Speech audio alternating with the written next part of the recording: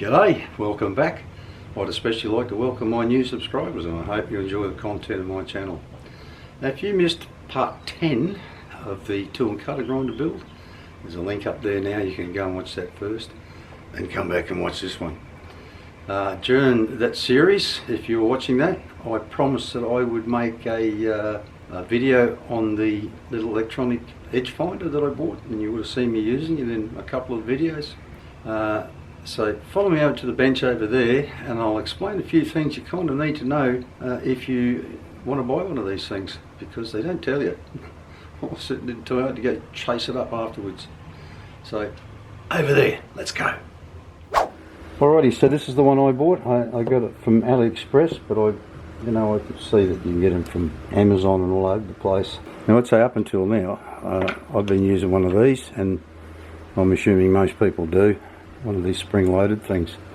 Now, I've always questioned how accurate they are, and quite often I end up in not what I would consider the centre or something. And I think a lot of that comes from the play in my lead screws, because you've got to move these things in and out a bit more to get it to stop wobbling, and do what it's got to do. But these things are electronic and are battery powered. Comes with a nice little calibration. So there's a lot of different versions of it. There's actually a 16mm shaft version. This is 20. Now, when I mentioned I bought one of these to Matty from Matty's workshop, he said, "Oh, but they're a bit long, aren't they?" I'm like, "Yeah, well, they are. But once you fit it up inside 20mm collet, and mine will go in a bit further than the depth of that collet, more like sort of that. So it's not sticking out that far, and my Z-axis hasn't got that much height in it. So your average mill, especially the bigger ones, fit one of these in no problems at all. There is a 16mm shaft version of it, and there's some other different versions of how they actually work. Now, the way this thing works is this ball here is insulated from the rest of it, and the way it works is if you short this out across there, where are we? If I can get this to do it. Here it is there. Short it out. Come on. Find something that'll do it.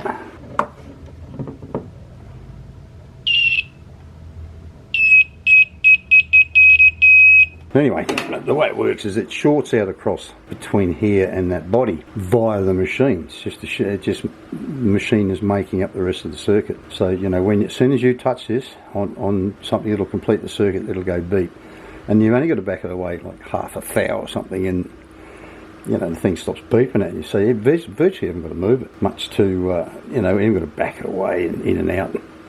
So bump it up against it once or twice and bang, you're there. Now, the thing that caught me out was the fact that this thing says it takes 2 batteries. Well, it doesn't take 2 bloody batteries at all.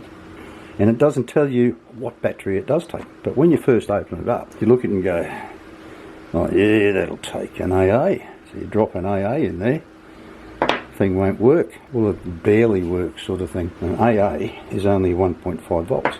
But what this thing needs is, I think it says a minimum of 3 volts. So you need 2 of these. That's why it's showing 2 batteries. But you can't fit 2 of these in there, and 2 AAAs won't fit in there. So with a bit of hunting around, I came up with this. This is a 14500 rechargeable battery. Now, for all intents and purposes, that looks like an AA, but they're not the same height. They're pretty much the same diameter. But the 14500 is just that little bit longer, and it's 3.7 volts. But if you buy these, and you're going to have to buy these too if you want to use it properly, you're going to have to buy a recharger for them. But they're not that expensive, works out reasonably cheap. I just bought a couple online to put in this. But anyway, so that's the only catch that I sort of found with it, was they don't really tell you which battery to use in it, but I'll put it up here in text. 14500 is the battery that you need. Alright, so enough of this waffling on. We'll go over to the mill and I'll show you just how well this thing works. Alrighty, so I need to find the centre of this piece of round, because I need to mill a slot right in the centre of it. Now before I do that, we're talking about stick out before. How far does it stick out? Well, it sticks out of my setup 120 or 110 millimeters. If you use an ER40 collet, I would think it's a bit deeper and it'd go in even further. So I mean, that's not too bad. And I'm nowhere near the top of my Z travel there either. So bring it down.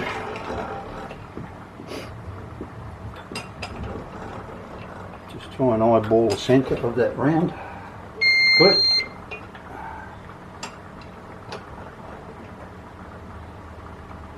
It's about the centre.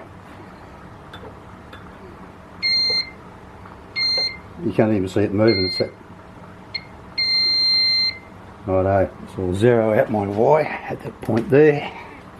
Rather than lifting it back up, we'll just go around the end of it. And back over the other side.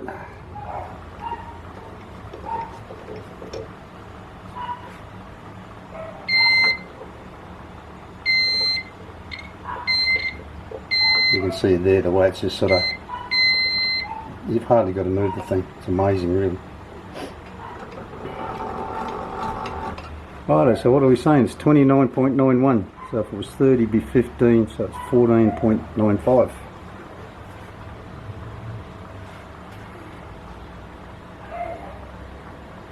Righto, 14.95. Is that in the centre? Certainly looks like it is.